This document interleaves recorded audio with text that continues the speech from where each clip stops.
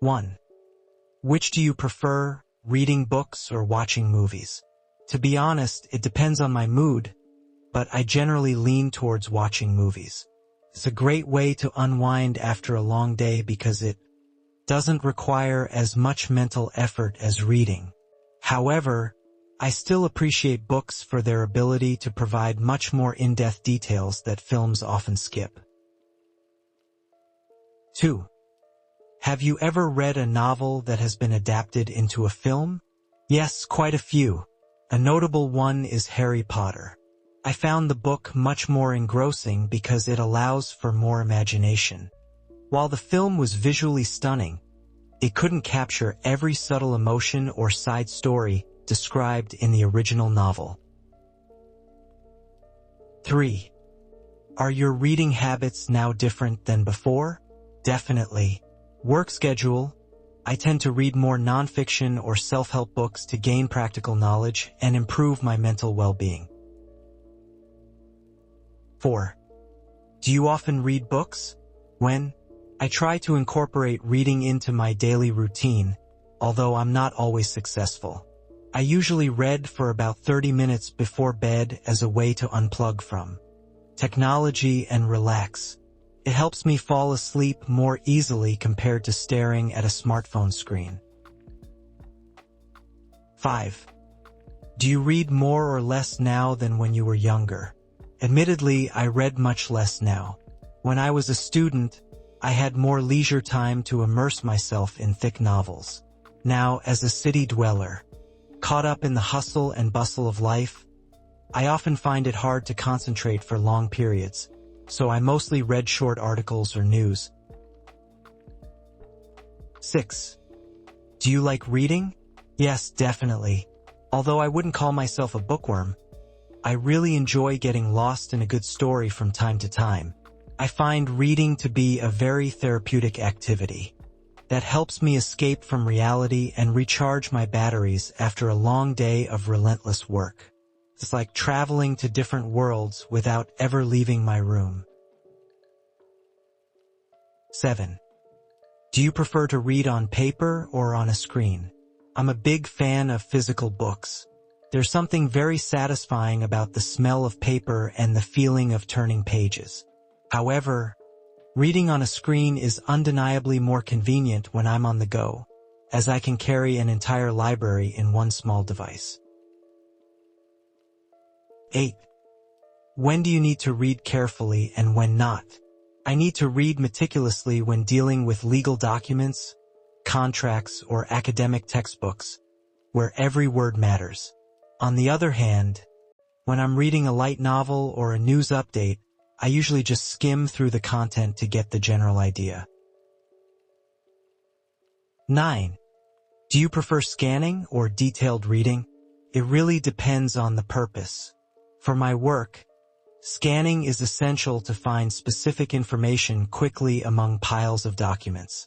But for personal enjoyment, I prefer detailed reading because it allows me to fully appreciate the author's writing style and the nuances of the story. 10. What books do you like to read? I'm quite fond of biographies and history books.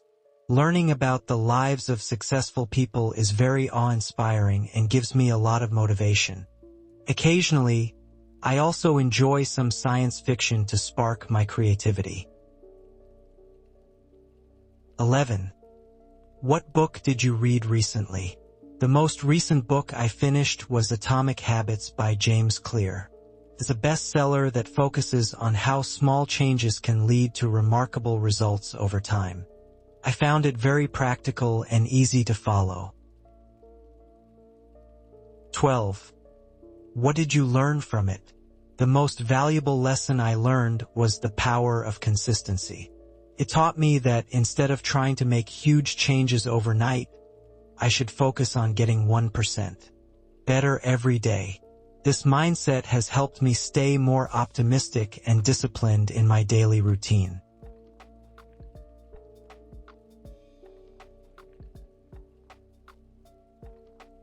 Describe a person who solved a problem in a smart way. You should say, who this person is, what the problem was, how he/she solved it, and explain why you think he/she did it in a smart way. To be perfectly honest, I'm not exactly what you'd call a tech-savvy individual, so whenever my gadgets start acting up, I tend to get a bit overwhelmed.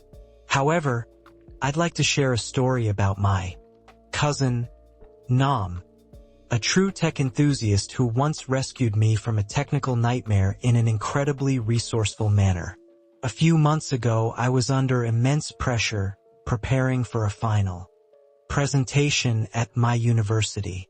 Just as I was putting the finishing touches on my slides, my laptop suddenly froze and entered a boot loop, refusing to start up properly. I was in a serious time crunch, and my initial attempts at troubleshooting were completely fruitless. I was on the verge of tears, thinking I'd have to take it to a professional repair shop, which would have been both time-consuming and exorbitantly expensive. That was when Nam stepped in. Instead of taking a conventional approach like tearing the hardware apart, he calmly analyzed the symptoms and realized it was likely a software conflict from a recent faulty update. Since we didn't have any recovery tools on hand, he used his smartphone to download a specific debugging script and transferred it via a makeshift connection. Within 15 minutes, he managed to bypass the corrupted files and restored the system to its original state. I truly believe his solution was ingenious because it required a high level of critical thinking and the ability to think outside the box. While most people would have panicked or opted for a costly hardware replacement, he found a clever shortcut using only the limited resources available. His technical agility and composure under pressure were absolutely awe-inspiring, and he effectively saved my academic performance that day. Vocabulary: tech-savvy, acting up, fruitless, exorbitantly expensive, conventional, debugging script, think outside the box, agility.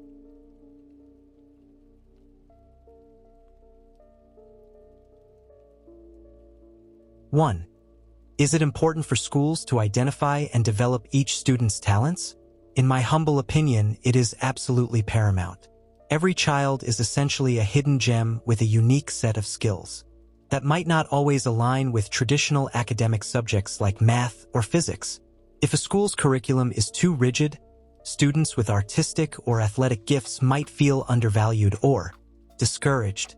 By identifying these talents early on, educators can provide a tailored environment that fosters a sense of accomplishment and helps students build a career path they are truly passionate about. 2.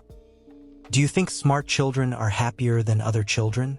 That's a complex issue, but I don't necessarily believe that high intelligence equates to happiness. While being smart can lead to academic rewards, it often carries a heavy burden known as the pressure to perform. These children frequently face high expectations from parents and teachers, which can lead to relentless stress. Ultimately, true happiness stems more from emotional intelligence and mental well-being rather than just having a high IQ. 3. Why does modern society need talents of all kinds? I believe that a functional and vibrant society is like a complex machine that requires many different parts to work. We certainly need engineers and scientists to drive technological progress, but we also rely on artists and designers to provide aesthetic appeal and emotional depth to our lives. A well-rounded community that values diverse talents is much more resilient and capable of solving the multifaceted challenges of the 21st century. 4. Why are some people well-rounded and others only good at one thing? It often comes down to a combination of innate curiosity and environmental factors. Some individuals are naturally multi-talented and enjoy immersing themselves in a variety of disciplines, from sports to science. On the other hand, some people prefer to focus meticulously on a single niche to achieve a level of mastery that others can't match. Both types of people are essential. One provides breadth of knowledge while the other provides deep expertise. 5. How do children become smart at school? Schools act as a catalyst for intellectual growth by providing a structured framework for learning. Beyond simply absorbing facts, children are taught how to think critically and solve problems. When students are encouraged to engage in debates or independent projects, it sharpens their mental agility and teaches them to be resourceful when facing obstacles. It's this active engagement that truly develops their intelligence. 6. Do you think children are born smart or they learn to become smart? I lean towards the idea that it's a delicate balance of nature and nurture.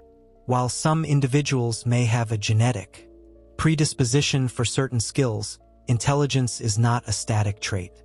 With a growth mindset and access to quality education, any child can significantly enhance their cognitive abilities. I like to think of intelligence as a muscle.